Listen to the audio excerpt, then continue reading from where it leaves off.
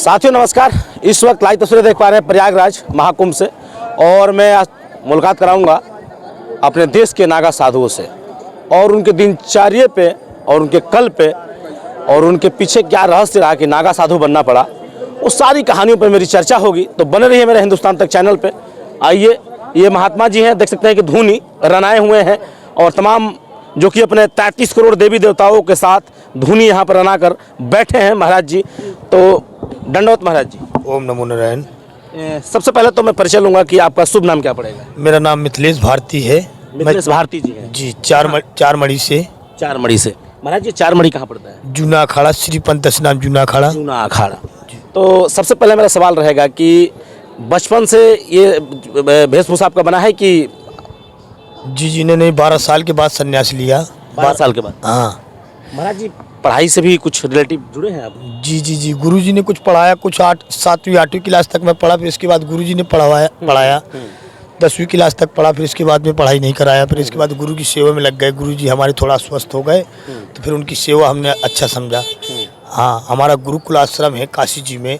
श्री आचार्य आपके श्री सांस्कृतिक पाठशाला आपके जूना अखाड़ा में काशी जी में श्री आचार्य विद्यापीठ सांस्कृतिक पाठशाला काशी जी में है। वहाँ पर विद्यालय भी है, बच्चों का पढ़ने का, ब्राह्मण वगैरह पढ़ते हैं बच्चे वहाँ। महाराज जी, सवाल यहाँ है कि नागा साधु, अघोर पंथ, तमाम आप लोग के कई मानक होते हैं, तो आप नागा साधु से हैं, तो इसमें थोड़ा सा अलग अलग जो एंगल है उसको थोड़ा जनता जानना चाहिए, बताने का प्रयास करिएगा। जी, ये नागा सन्यासी हैं, ये सब गुरुदत्त के अलग अलग अखाड़े हैं जी। हाँ, श्री पंत स्नान जूना अखाड़ा हमारे श्री आचार्य महामंडलेश्वर श्री आचार्य अवधेश्वर गिरी जी महाराज, वो हमारे जूना अखाड़े के आचार्य हैं। उन्हीं के द्वारा आज ये 14 तारीख का मकर संक्रांति का ये पहला स्नान हुआ नागा सन्यासियों का, और भव्य स्नान हुआ। ये एक आस्था का कुंभ है। ये आस्था का कुंभ है, और बहुत सुंदर व्यवस्था भी अच्छी की गई है यहाँ पर, और अच्छी सुविधाएं हैं, अच्छी व्यवस्थाएं हैं। और इस व्यवस्था को देख करके और आम जनता भी खुश है, और संत सन्यासी महात्मा भी, सन्यासी महात्मा लोग भी सब खुश हैं कि अच्छी आस्था व्यवस्था है। और ये बहुत बड़ा महाकुंभ होने के लिए जा रहा है ना। और इसके बावजूद अब ये सोमवती आपके मकर संक्रांति को पहला स्नान हुआ, अब ये दूसरा स्नान हमारा सोमवती अमावस्या को होगा। शाही स्नान आज ही के दिन बोला गया था जी, मकर संक्रांति के दिन। हाँ, ये आज ही के दिन, ये मकर संक्रांति को ही ये शाही स्नान पहला हुआ साधुओं का, और हमारे श्रद्धालुओं का भी हुआ। ये सब लोगों का बढ़िया सुंदर स्नान हुआ। और अब ये स्नान करने के बाद जगह जगह पर आप लोग को देख रहे हैं क्या आदमी मनुष्य सब दान कर रहा है। भोजन प्रसादी जगह संत महात्माओं के आह्वान अनुष्ठान चल रहे हैं। यही एक आस्था का प्रतीक है। नागा साधु जी बात करेंगे तो नागा साधु का मूल कर्तव्य क्या होता है?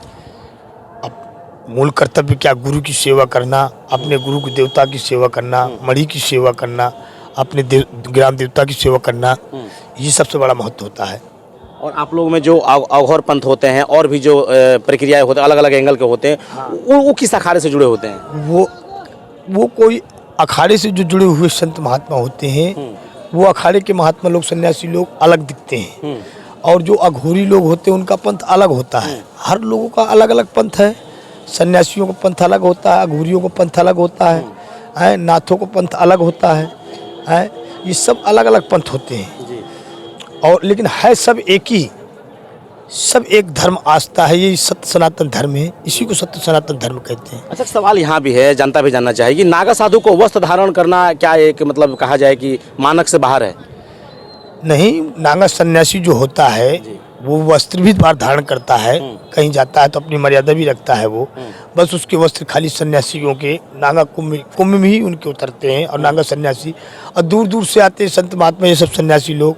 हमारे जूना अखाड़े में हमारे आचार्य ने बताया कम से कम 12 लाख जनसंख्या है हमारे जूना अखाड़े की सन्यासियों की, है ना। तो ऐसी सभी अलग अलग अखाड़ों के सन्यासी लोग महात्मा और सब में होते हैं, त्यागी बैरागी लोग सब स्नान करते हैं। और ये भव्य कुंभ इसी सन्यासी संत महात्मा के लिए ही बनाया जाता है, आप लोगों श्रद्धालुओं के लिए। और ये अमृत की धारा जो गिरी हुई है, और ये पावन नगरी पर इस प्रयागराज में, तो यहाँ पर तो कुंभ हम लोगों ने तो मेरा यहाँ पर चौथा कुंभ हो रहा है यहाँ पर। चौथा कुंभ हो रहा है जी। अच्छा महाराज जी, जनता ये भी कह रही है कि एक कुंभ ही लगता है 5 साल पे, कुंभ लगता है 12 साल पे, लेकिन 144 या 40 साल पे ऐसा कुछ करके लग रहा है महाकुंभ। तो इसमें क्या अंतर है? ये कुंभ पड़ जाते हैं, कोई अर्ध भी पड़ जाता है, कोई पूर्ण कुंभ भी पड़ जाता है, कोई महाकुंभ। ये महाकुंभ आया है। इसके पहले सन 2007 में प्रयागराज का अर्ध कुंभ हुआ था, है ना। और फिर इसके बाद में 2013 में भी प्रयागराज का कुंभ हुआ, है ना। और सन 2019 में भी प्रयाग का किया, है ना। और ये 25 का जो एक महाकुंभ होने के लिए जा रहा है, ये बहुत सुंदर कुंभ होने के लिए जा रहा है। और इसमें आप लोगों को कुछ अच्छा देखने को मिलेगा और बढ़िया अच्छा आप लोगों को आनंद प्राप्त होगा। अच्छा, महाकुंभ की बात करें तो देश में कहाँ कहाँ इस तरह का कुंभ लगता है? आपके नासिक में लगता है, हरिद्वार में लगता है। कितने साल पे लगते हैं वहाँ पे? ये हर 3-3 साल में आते हैं माँ। 3-3 साल पे? हाँ। और उज्जैन का जो महाकुंभ पड़ता है वो 12 साल का महाकुंभ ही पड़ता है। उसमें कोई अर्ध कुंभ पूर्ण कुंभ नहीं आता, उसमें खाली महाश्रेष्ठ कुंभ ही आता है 12 साल का। और जो अपने प्रयागराज में है तो अर्ध कुंभ वगैरह पड़ जाते हैं, और हरिद्वार में जैसे पूर्ण कुंभ पड़ जाता है। और बाकी महाकुंभ जो होता है तो 12 साल का वो उज्जैन में ही होता है। हाँ। अच्छा महाराज जी, बात करेंगे तो जो आपने धूनी रमा रखा है, भस्म लगा रखा है, ये भस्म क्या इसका राख होता है या फिर कोई और चीज़ होता है?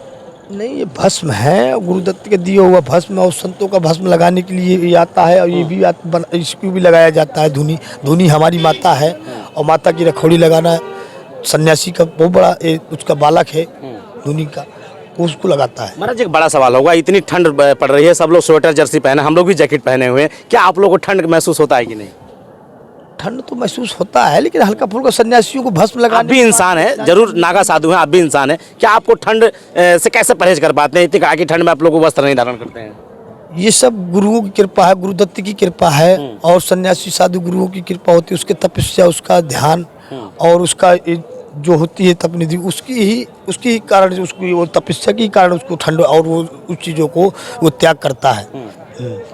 इतना बड़ा अद्भुत महादिव्य कुंभ लगा हुआ है, कहीं ना कहीं मोदी योगी की सरकार चल रही है, योगी जी की सरकार चली, योगी जी का कई बार यहाँ आना भी हुआ, स्नान से लगाई आप लोग जैसे लोगों से मिलना, तो क्या कहेंगे योगी सरकार के कार्यकाल को? बहुत अच्छा कार्य कर रही है वो, बहुत अच्छी व्यवस्था की है यहाँ पर कुंभ में।